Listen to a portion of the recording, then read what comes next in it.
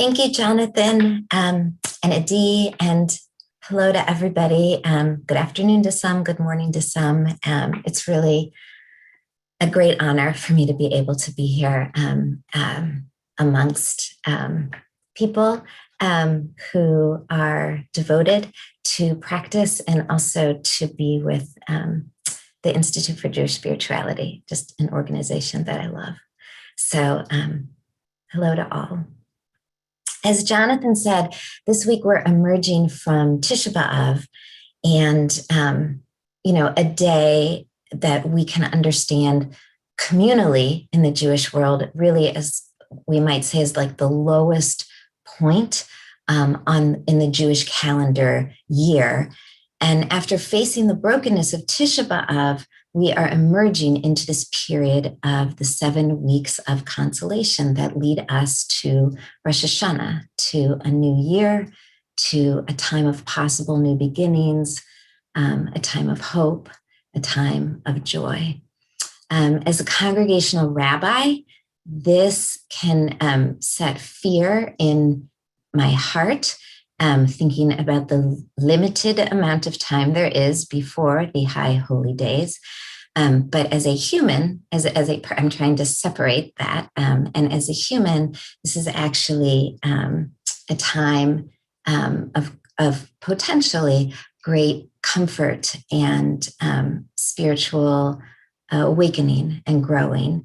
And so after sort of experiencing the fragmentation that accompanies Tisha B'Av, our Torah portion this week of Et Hanan points us back to a sense of unification with the words in chapter 6 of Deuteronomy, verse 4, words I'm sure are familiar to everyone. Shema Yisrael, Adonai Eloheinu, Adonai Echad. Now, as a child, I was taught this prayer, of course, in religious school. And the way that it was framed for me when I was a child was that, or this is the way I remember it being framed, I should say. This might not have been exactly how it went, but my memory is that there was something, this notion of monotheism, that to me was always presented as if this were like a great treasure. And the religions of the world, it had been buried, and the religions of the world had to go seek it and find it. And the Jewish people were the first to discover and pronounce this notion of monotheism, that there is only one God. And therefore the Shema, was a statement to that. We should have pride in that. It should evoke these feelings of greatness within us.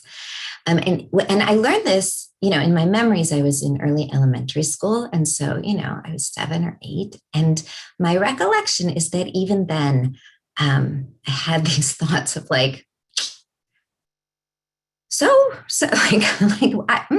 I'm not sure, because in my family, I was saying the words of the Shema every night at home before bed. I was saying them not alone. I was saying them surrounded by my parents, with my brother. If my grandparents were visiting, I was saying this prayer surrounded by my grandparents. And what I felt in those moments of uttering the Shema was not this religious sense of pride, communal sense of pride. What I felt was safety. And connection. I felt deeply connected to the people who were surrounding me, those people in my family, but also to the people who came before me. I was taught the Shema by my grandmother, who told me she was taught it by her father, who was taught it by, right? So I had that sense of feeling connected, and I had this very palpable sense of feeling connected to God, to something that was so much greater than just myself or even just my family, so much greater than anything I could really put words to or almost even imagine. And what now I know is that those experiences that I had were a manifestation, one manifestation of what the Shema means when we refer to Adonai, God, the Holy One, Shekhinah, as Echad, as a one. And so that another way of understanding the Shema, and a way that we teach the Shema today, is not so much as that we discovered that there is only one God, but we speak about God as one, as Echad. We teach about this sense of unification that we can experience in the world, that no matter how different or distinct or singular or alone we sometimes feel, which are real feelings for sure, but that there is this deeper truth, this deeper understanding that all of us are a part of this greater sense of oneness, that the substances of which we are made all come from the same source. Right? So scientifically, we might talk about those substances as molecules, as elements. Spiritually, we talk about that source as God, however we imagine or understand God to be. And I just wanted to share that the Sfat Emet also, teaches this notion of Echad in this way. He wrote, the proclamation of oneness that we declare each day in saying Shema Yisrael needs to be understood in its true meaning. It is entirely clear to me, based on the writings of the great Kabbalists, that the meaning of Yud He Vav He as one is not that God is the only God, negating other gods, but there is a deeper truth, that there is no being other than God. This is true even though it seems otherwise to most people. Everything that exists in the world, spiritual and physical, is God. And it was only because of the contraction willed by God that holiness descended rung after rung until actual physical things were created out of it. So it's hard, I think, to experience that day to day, moment to moment, but sometimes there are glimpses of that sense that we are so much more deeply connected than we often realize, or we often behave. And mindfulness practice and meditation is one way that we can strengthen this muscle of awareness, of knowing and feeling that this deeper truth is actually real and manifest in our lives. And for me, the best way that I know of doing that, of engaging in practice with this quest of knowing and understanding the oneness of all, the best practice I know when it comes to meditation is a practice of loving kindness. And so this is going to be our practice for today. I'm going to begin leading and guiding, and then I will fall back to silence, and we will share in that silence together. But to prepare for the practice, I will just say that this is not necessarily a traditional metta practice, loving kindness practice. And if you are interested in sort of working on strengthening that capacity to feel that deeper connection, that we are not as different or distinct from one another as we sometimes feel we are, I suggest, but it's only a suggestion, that as you call to mind the image of someone in this practice, that for this particular practice, that you actually focus on someone that you do feel different from or distinct from. It might be someone that you're in conflict with right now, someone that's troubling you in some way, someone in your life someone you don't know personally, but that causes you consternation in some way. If it's available to you, and if you'd like to engage in that way, I invite you to do so. Otherwise, if you're familiar with the practice and you want to just be with the image of someone who it feels really easy to be with today, for whatever reason, that's absolutely wonderful as well. So I'm going to invite us just to check back in. Jonathan invited us to settle into our space, our physical space. So I'm just going to invite us to just check in again with the body. Make sure that we're sitting in a way, whether on a cushion or in the chair, in a way that allows us to feel both rooted in this time and space, which might mean allowing our awareness to settle on the feelings of connection our body is making with the chair or the cushion or the floor. Just checking in to feel that grounding.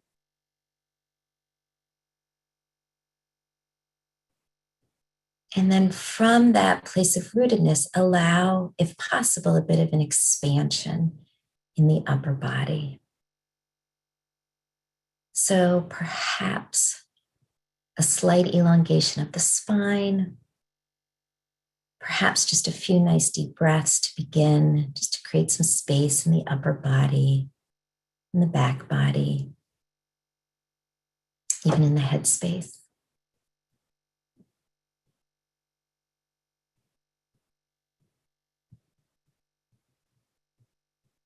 Just let the breath be nice and easy.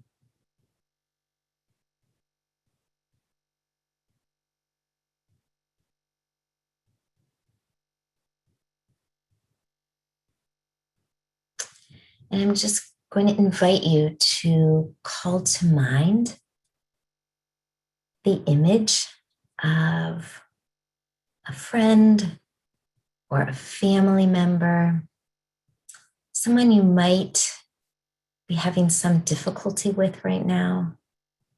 Perhaps they're aware of the difficulty, perhaps they're not.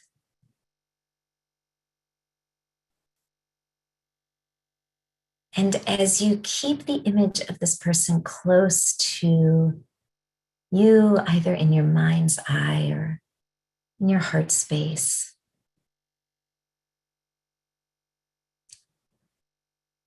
you can just, in your mind, repeat after me the phrases that I will share,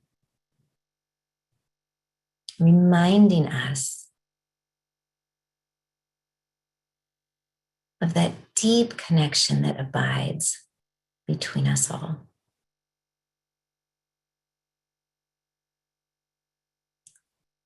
So as you think of this person, as you let this person settle with you, you say, this person has a body and a mind just like me.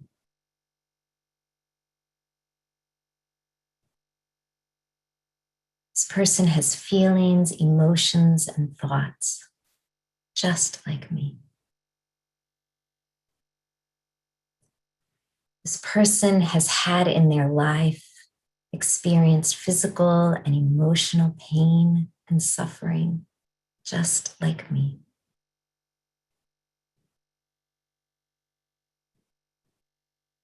This person has at some point been sad or angry or hurt just like me. This person worries and is frightened sometimes just like me.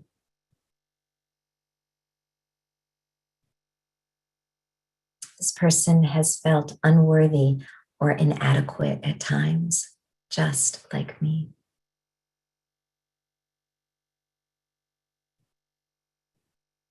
This person is learning about life just like me.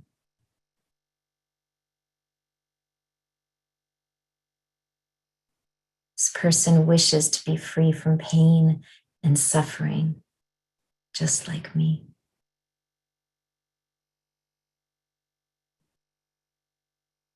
This person wishes to be safe and healthy just like me.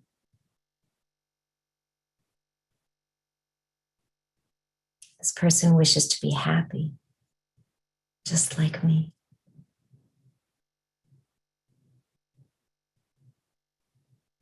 This This person wishes to be loved just like me.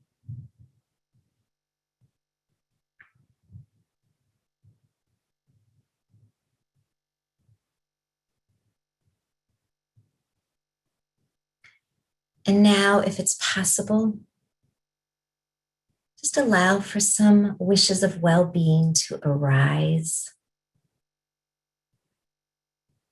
And we will direct these wishes to these people we've been reminding ourselves about.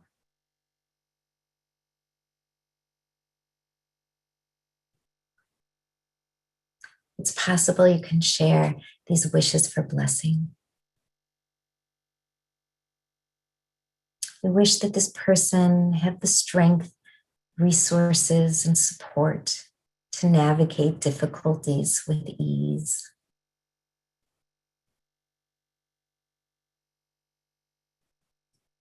I wish that this person be free from pain and suffering.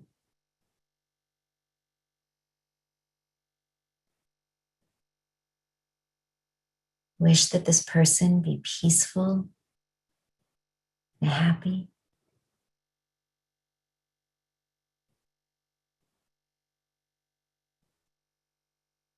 I wish that this person be loved.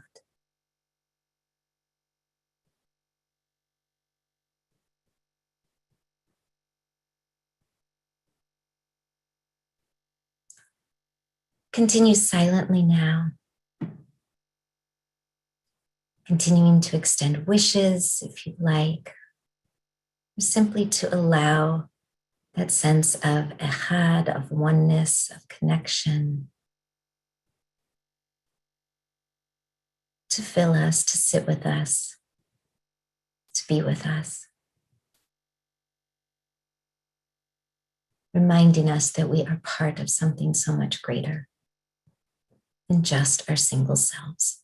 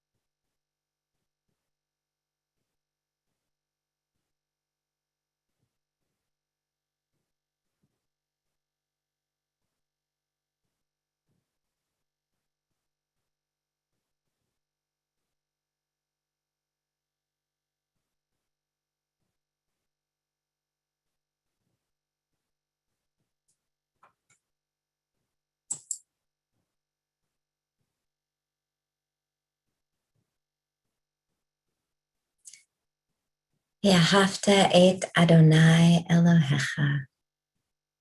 And we shall love this oneness that holds us all. May we continue into our week oriented in this way of extending love and loving kindness to each one that crosses our way, no matter how different, no matter how separate, and reminding ourselves that we are all part of this greater Echad. Amen. And thank you, Andrea. And those who wish to recite Kaddish can now unmute, and we'll begin as Adi puts up the words. Yitkadal v'yitkadash shemei Rabba v'yalmad divrat Yudei v'yamlich Yudei v'chayechon Hide the v'yom Holy Israel. v'chayed Ella Beit B'Zman Yisrael Karibu. Amen. ba'agala bizman krivimu. Amen. Amen. Hey, Shlomo Rabba ben Amen. Shimon, Hayim, Barak Shabbat V'Yitzchak V'Yisrael, Coming tomorrow. Arvita V'Yitzchak Elam Mishpat V'Echad Shemidrat V'Nechamata Shaloma Amen. Hey, Shlomo Rabba ben Shemaya, Leinu V'Yisrael Amen. Shalom Bimrama, Uya Shalom Aleinu, Ve'al Kol Yisrael, Kol Yoshvei Tevel, V'Imru. Amen. Amen.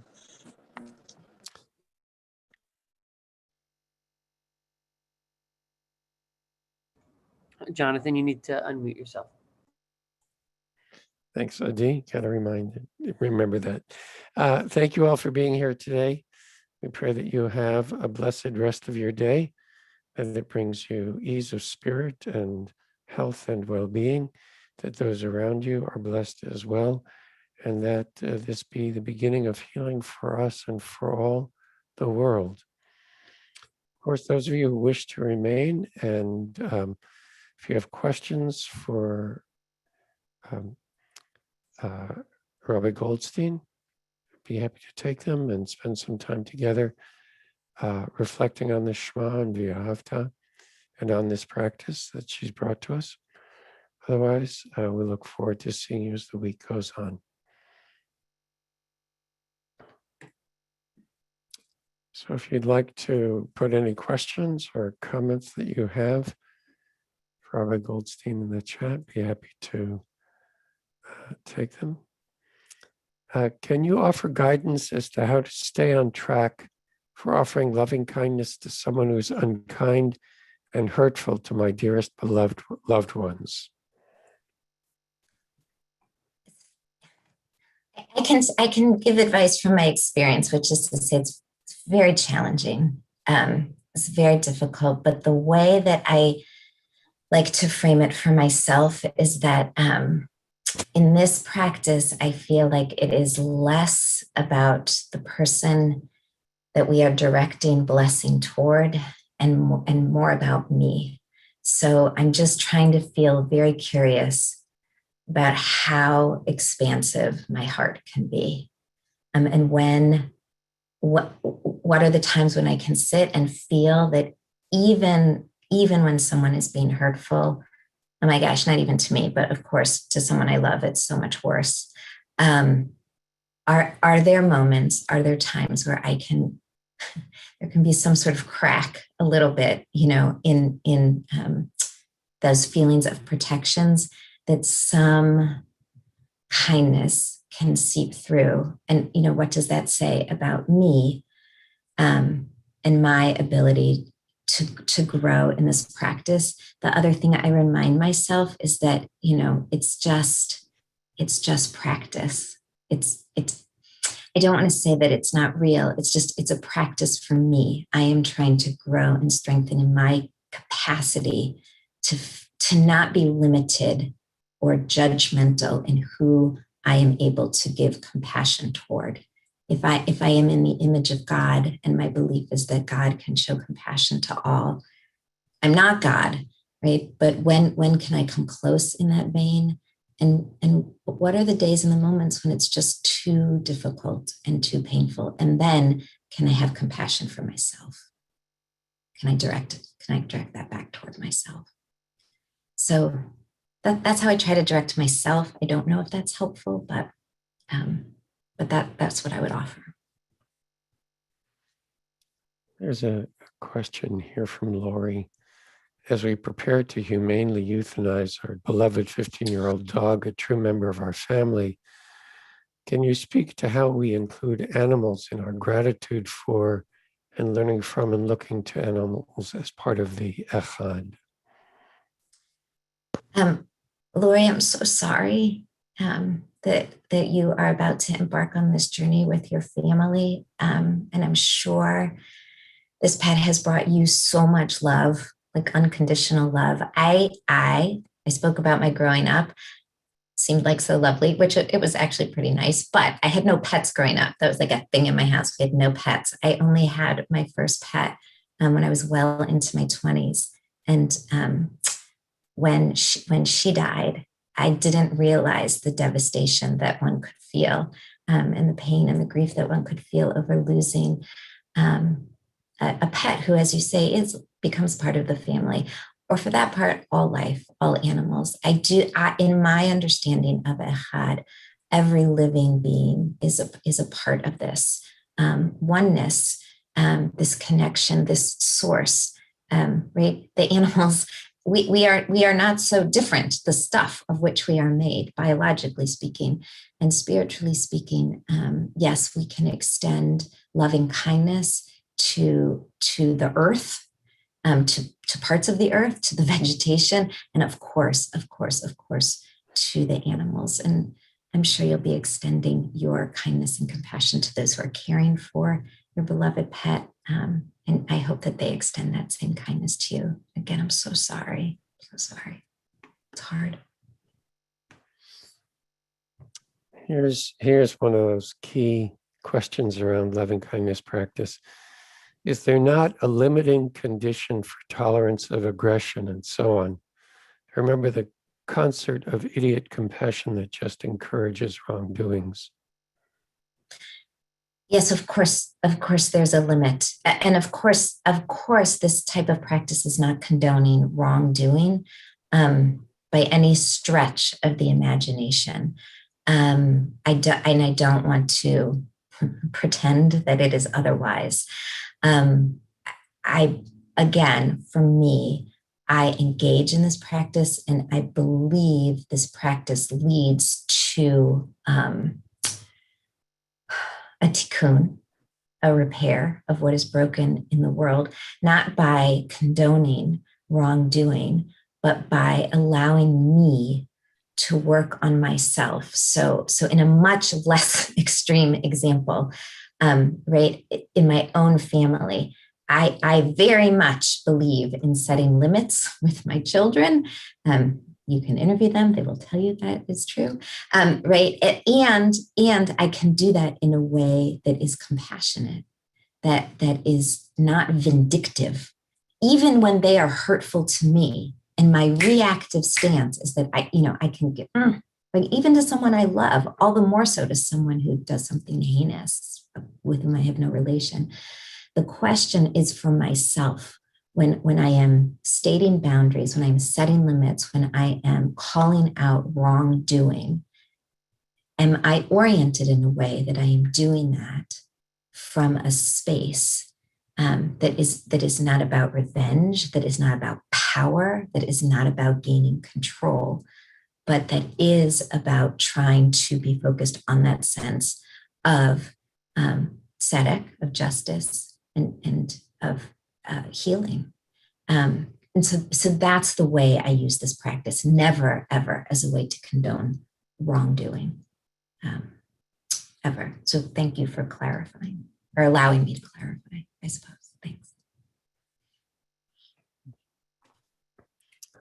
Tish here reports that I've been doing loving kindness practice with my sister from whom I've been estranged for nearly 32 years, for several years. Last week, I saw her for the first time, and she wanted to see me and was delighted to see me. I did the practice without that expectation. I'm so grateful for this outcome. Oh, thank you for sharing. It is so wonderful. And I think you're absolutely correct that this isn't a practice about outcomes at all. And then sometimes when we're graced with something beautiful and meaningful and delightful, it does feel as if it's not for nothing either, you know.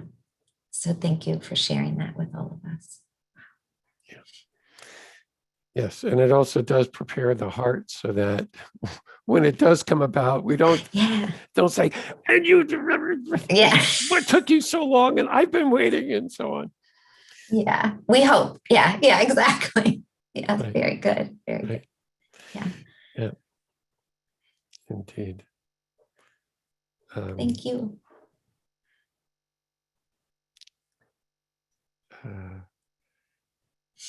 Let's see. Any other questions for us to take and share? Yes, Joan, yes, you had a question before about whether your family, by any chance, Andrea, came from Romania, as did Joan Goldstein's parents and grandparents. Oh, to the best that we know, we came from Poland, near Warsaw. So I don't know if there was a branch from Romania. I'm not good with the genealogy yet. That hasn't been an area that I've looked into, so I'm not sure. But again, under the rubric of Echad, we are all, right. In that way. Right. So. Mm-hmm. Mm-hmm. Good. Well, thank you all for being here, for sharing your questions, your comments, for being part of this ongoing conversation about the meaning, the power, the use of mindfulness practice in all of its forms to support our spirit, to open our hearts and soul, and to connect us to the One.